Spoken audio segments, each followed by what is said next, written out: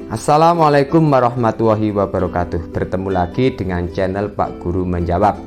Pada pertemuan kali ini kita akan membahas pembelajaran untuk kelas 5, tema 5 ekosistem, subtema 1 komponen ekosistem. Nah, sebelum kita mulai pembelajaran, siapkan dulu alat tulis dan buku tema untuk kelas 5, tema 5. Nah, agar channel ini terus berkembang dan terus memberi manfaat, jangan lupa untuk subscribe dan tekan lonceng agar tidak ketinggalan pembelajaran berikutnya. Nah, adik-adik semuanya, mari kita ikuti pembelajaran berikut ini dengan penuh semangat.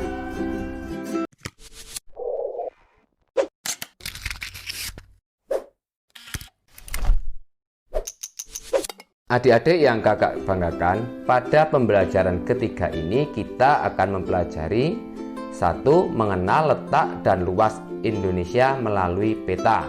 2. Menggambar peta. 3. Membuat ringkasan informasi penting. Dan 4. Menjelaskan peristiwa Sumpah Pemuda.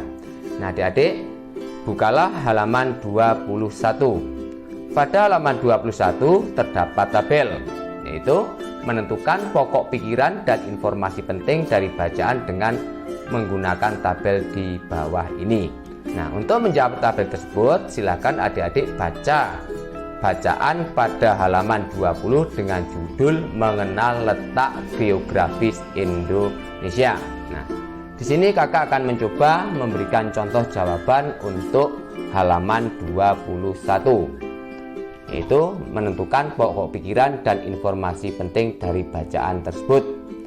Paragraf pertama, pikiran utamanya adalah letak geografis merupakan letak suatu daerah atau negara dilihat dari kenyataan di permukaan bumi. Sedangkan informasi pentingnya yaitu letak geografis sebuah daerah atau negara dibatasi oleh letak geografis daerah atau negara lain yang berbatasan. Paragraf kedua, pikiran utamanya yaitu letak geografis Indonesia dianggap strategis karena menjadi tempat persilangan antara dua benua dan dua samudera. Sedangkan informasi pentingnya yaitu Indonesia terletak di antara dua benua dan dua samudera dan berbatasan dengan beberapa negara. Paragraf ketiga, pikiran utamanya yaitu negara Indonesia merupakan negara kepulauan. Sedangkan informasi pentingnya yaitu Indonesia memiliki lebih dari 17.000 pulau yang 6.000 diantaranya merupakan pulau tidak berpenghuni. Kemudian pikiran utama paragraf keempat yaitu wilayah negara Indonesia membentang dari Sabang di barat hingga Merauke di sebelah timur. Sedangkan informasi pentingnya luas daratan Indonesia adalah 1.922.570 km persegi, sedangkan luas perairan Indonesia adalah 3.257.483 meter persegi. Kemudian untuk nomor 2, perhatikan kembali pada peta pada halaman 20. Nah, kemudian tulislah nama negara yang berbatasan wilayah daratannya dengan Indonesia. Negara yang berbatasan daratannya dengan Indonesia diantaranya adalah Malaysia, Singapura, Filipina, Vietnam, Papua Nugini, dan Australia. Kemudian B, tulislah nama perairan yang mengelilingi wilayah negara Indonesia. Perairan yang mengelilingi wilayah negara Indonesia diantaranya adalah Samudra Hindia di sebelah barat dan selatan, Samudra Pasifik di sebelah timur dan utara, dan Laut Cina Selatan di sebelah utara. Kemudian pada halaman 22 yang C, berilah tanda silang pada pulau-pulau besar di wilayah negara Indonesia yang disebutkan di dalam bacaan. Dan D, lingkarilah pulau-pulau kecil yang ada di wilayah negara Indonesia seperti yang disebutkan dalam bacaan. Untuk menjawab C dan D, perhatikan gambar peta berikut ini. Tanda silang adalah tanda untuk pulau-pulau yang besar, yaitu diantaranya Pulau Jawa, Kalimantan, Sumatera, Sulawesi, dan Papua. Sementara tanda lingkaran merupakan pulau-pulau yang kecil, diantaranya Pulau Nias, Siberut, Bangka, Belitung, Madura, Bali, Lombok, Flores, Ambon, dan Halmahera. Kemudian E. Apakah yang dapat kamu simpulkan dari letak geografis Indonesia? Di sini kakak akan memberikan contoh kesimpulan dari letak geografis Indonesia. Letak geografis adalah letak suatu negara di permukaan bumi. Indonesia terletak di antara dua benua, yaitu benua Asia dan benua Australia, dan dua samudra, yaitu Samudra Pasifik dan Samudra Hindia. Selanjutnya pada Ayo Berlatih, perhatikan kembali letak geografis Indonesia pada peta di halaman 20. Amatilah dan komponen apa saja yang ada pada peta tersebut. Peta memiliki beberapa komponen sebagai berikut. 1. Judul peta. Biasanya ditulis pada bagian atas peta yang biasanya menunjukkan isi peta tersebut. 2. Skala peta. Merupakan perbandingan jarak pada peta dengan jarak sesungguhnya. Dengan skala peta, pengguna peta akan dapat menentukan jarak antar tempat yang ada pada peta. 3. Simbol. Merupakan gambar atau warna tertentu pada peta untuk mewakili objek dalam peta. 4. Garis astronomis. Merupakan garis khayal pada muka bumi. Garis-garis mendatar atau horizontal yang terdapat pada peta disebut garis lintang, dan garis tegak disebut garis bujur. 5. Legenda.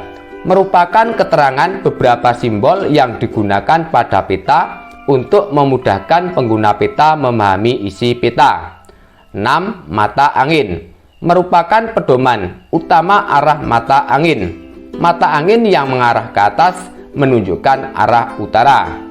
Kemudian pada halaman 23, anak-anak dipersilakan mencoba untuk menggambar sebuah peta geografis Indonesia secara sederhana. Kamu akan menggambar peta yang memiliki skala yang sama dengan peta aslinya. Untuk itu, kamu memerlukan beberapa alat dan bahan seperti buku atlas, kertas gambar ukuran A4, penggaris, pensil, dan pensil warna. Lalu ikutilah tahap-tahap pada halaman 23 nomor 1 sampai nomor 3. Perhatikan contoh peta di bawah ini. Kemudian kita ke halaman 26. Di situ ada beberapa pertanyaan. Namun sebelum menjawab pertanyaan, silahkan baca dulu bacaan halaman 25 dengan judul Peristiwa Sumpah Pemuda tahun 1928. Nah, sekarang kita akan mencoba menjawab pertanyaan A nomor 1. Bagaimana pengaruh organisasi Budi Utomo terhadap peristiwa Sumpah Pemuda 1928? Pengaruhnya yaitu Budi Utomo merupakan organisasi yang mampu menjadi wadah aspirasi para pemuda. Kongres Pemuda yang diadakan pada tanggal 27 dan 28 Oktober 1928 melahirkan peristiwa Sumpah Pemuda. Nomor 2. Mengapa Belanda membatasi kegiatan berorganisasi masyarakat pada saat itu? Jawab, Belanda membatasi kegiatan berorganisasi masyarakat pada saat itu karena ingin mempertahankan kekuasaan dengan mengekang organisasi yang memperjuangkan kemerdekaan Indonesia.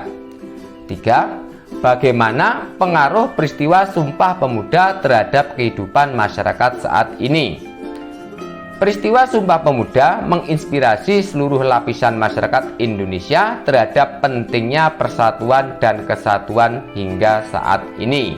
Kemudian yang nomor 4, bagaimana persatuan dan kesatuan bangsa berperan dalam usaha untuk membebaskan diri dari penjajahan? Jawab, dengan persatuan dan kesatuan, para tokoh berjuang dari berbagai suku bangsa, budaya, dan agama saling bekerja sama untuk mewujudkan kemerdekaan Indonesia.